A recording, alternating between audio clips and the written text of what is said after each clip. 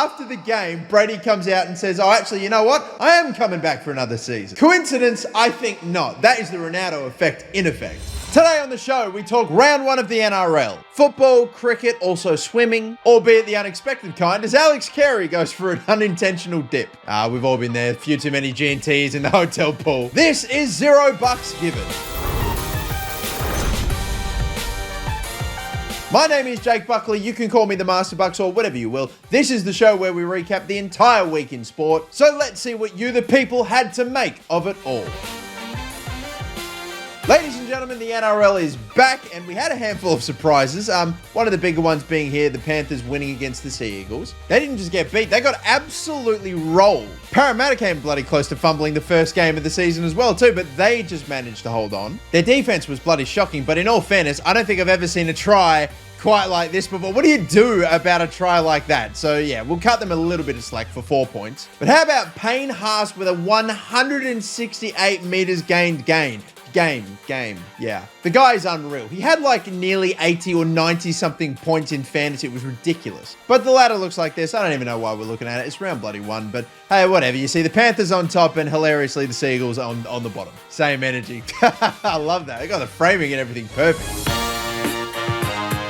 Now on to cricket. Obviously, Pakistan and Australia ended up drawing the first test, but the second test, we might maybe just get a result. Pakistan got rolled for 148 when Australia got like 550 something, and yet still, Pat Cummins does not enforce the follow-on. Like, does he even know it's a thing? I am slightly concerned. I really hope this does not come back to bite us in the ass. They only bowled 50 overs, man. Whatever. I'll move on. Hey, how about this? Let's just have a look at another angle of Alex Carey falling in the pool. You know, when I first heard about it, I thought, how does this happen? I can give him a bit of slack. Marnus got out for a duck and took it like an absolute champion. Why is every Australian cricketer having the worst time imaginable in Pakistan? I imagine Carey probably felt like this internally as he was exiting the pool. But the Pakistani fans look about as shocked as I do that we may actually see a result in this tour. Hopefully, the not enforcing of the follow-on doesn't come back to kill us, and we hopefully grab a 1-0 lead. That'd be beautiful.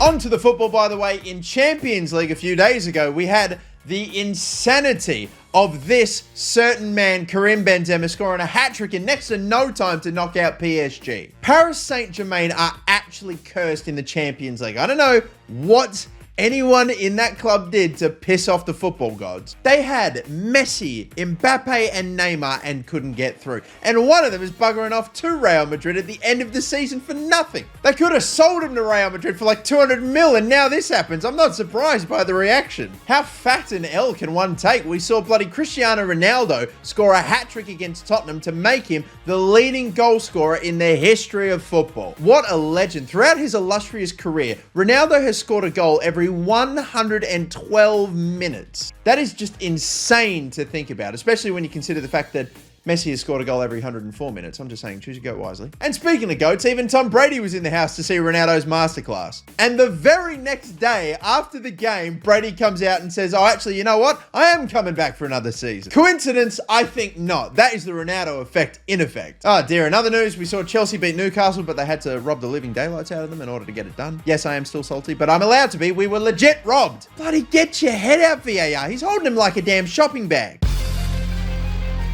On to golf now, by the way. The Players' Championship is currently happening. It's been like bloody delayed back and forth tons, but we saw at the 17th at Sawgrass an unreal hole-in-one by the Shane Lowry. Honestly, one of the top 3. What the fuck? Why are you throwing the ball away? I didn't even know he did that. What are you just, you're getting, I can't even speak. What are you just getting like hole-in-ones on the regular Shane Lowry? Like as if I put that on a mantelpiece. God damn, I was gonna say that. That's like one of the top 3 best par 3 holes in all of golf. But it can be brilliant, but it can also take a couple of victims. Like, we've been prone to a few shanks so far on the weekend. Oy. God damn, even the PGA Tour can't help but stop and talk about Tom Brady coming out of retirement. Football is way easier than playing golf. I think I can back him on that. Well, easier on your mind, maybe, not so much on your body. But the leaderboard going into Monday, not Sunday, it is going to look like this. We do see Cam Smith, the Aussie, getting very, very close to the top. Will he get there? We also saw Tiger Woods get entered into the Golf Hall of Fame. About time.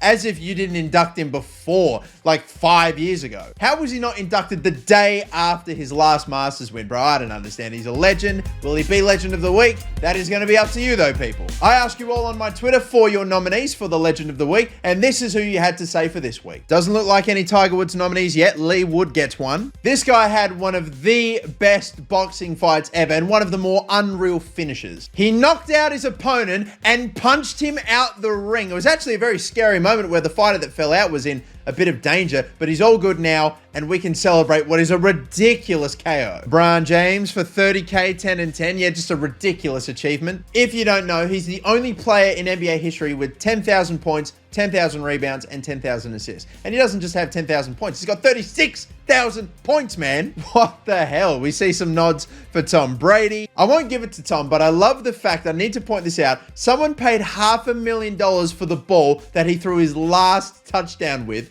and the next day, he comes out of retirement. That is the best. I'm so tempted to give him Legend of the Week just for that shithousery. God, but I don't know. It's too hard every week now, man. I mean, LeBron James, great. Tom Brady, GOAT, but I think I'm going to give it to Lee Wood. I mean, he knocked a man out cold, out of the ring. That's one of the most devastating KOs ever. Oh, you make my job too hard, people. But I mean, please be sure to keep doing so. I'm going to ask you for your nominees for the Legend of the Week every single weekend over on my Twitter, so go give us a follow. How about next weekend in sport, though? My God, we've got Formula 1 opening race. We have got, the first round of the AFL. God, it's going to be stacked. But anyway, thank you all for watching, people. Until next time, have a good one, and bye-bye.